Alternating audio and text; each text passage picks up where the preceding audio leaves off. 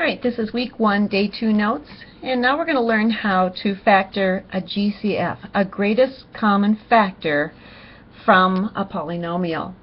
So let's read the information here. The greatest common factor is the largest term that divides evenly into all the terms. To find the GCF, find the largest number that divides evenly into all the coefficients, and the biggest power of the variable that's in all the terms. What ends up doing then is choosing the smallest power on the variable, and you'll see that as we work these problems. So when I get ready to factor a polynomial, what I do is I tell myself, well, I'm going to be factoring out some term. I'm going to put it here on this space, and the leftovers I'm going to put inside the parentheses. So if I look at these three terms and I look at their coefficients, 12, positive 24, and negative 30, the biggest number that goes into all of those is 6. Think about it. 6 times 2 is 12, 6 times 4 is 24, and 6 times negative 5 is positive 30. So the GCF of those three coefficients is 6. Alright? Next I'm going to look at the powers of x. They all have an x in them. And the largest number of x's is here, 4 of them multiplied. The smallest number is here, 2 of them multiplied. This is what I'm going to factor out of all three terms because I can for sure take that many x's out of each one. So look for the smallest power of any variable that they have in common. They all have to have that variable. So I'm going to also factor out x squared.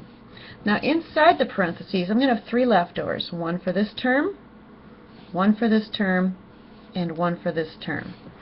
And typically you can just put down the same signs between them. Alright? So now what I do is I look at 6x squared and I ask myself, what times 6x squared will make 12x to the 4th power when I multiply these two terms? So in other words, I do 12 divided by 6, and that leaves me 2. Then I do x to the 4th divided by x squared. Now that's x times x times x times x divided by x times x. That leaves 2 x's left, or x to the 2nd power. Alright, and you can always double check these. Multiply them back. 6 times 2 makes 12. X squared times x squared makes x to the 4th. Add the exponents. Alright? Now let's look at the next term. When I divide a 6 out of 24, my leftover is 4. Excuse me. And when I divide x to the 3rd by x squared, that leaves me just a single factor of x left over. Let's check it out. 6 times 4, 24. X squared times x, x to the 3rd. It works when I distribute it back out.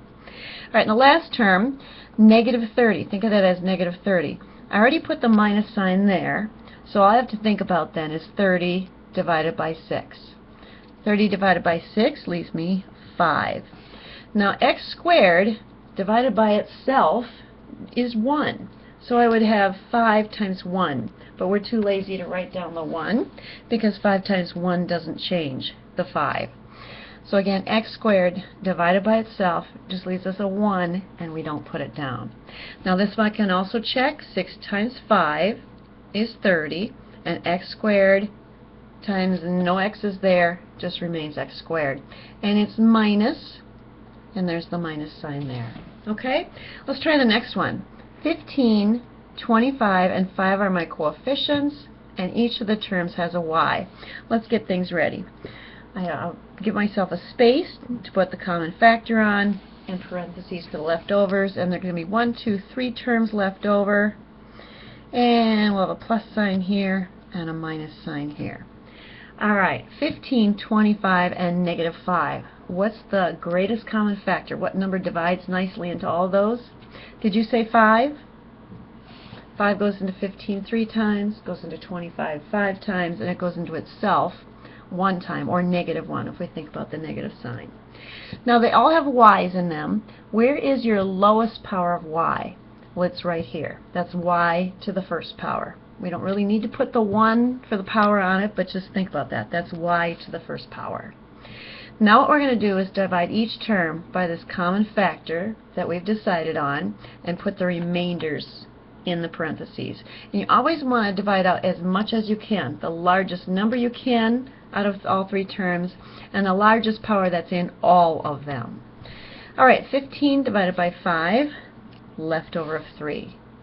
Y to the 5th divided by y to the 1st leaves me 4 of them left over.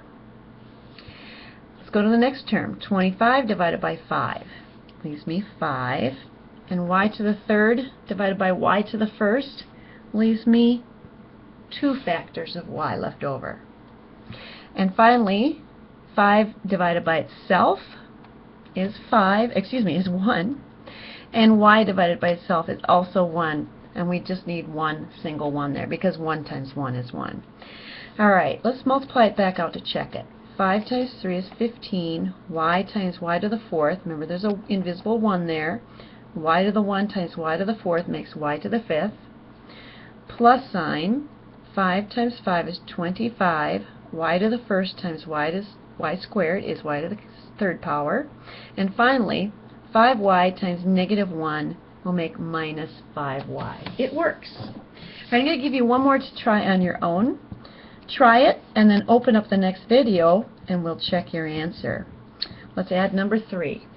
14m squared minus 12m to the 4th plus 6m. Get it set up. Decide on your common numerical factor and your common variable factor. Pull it out and put the leftovers inside. Good luck!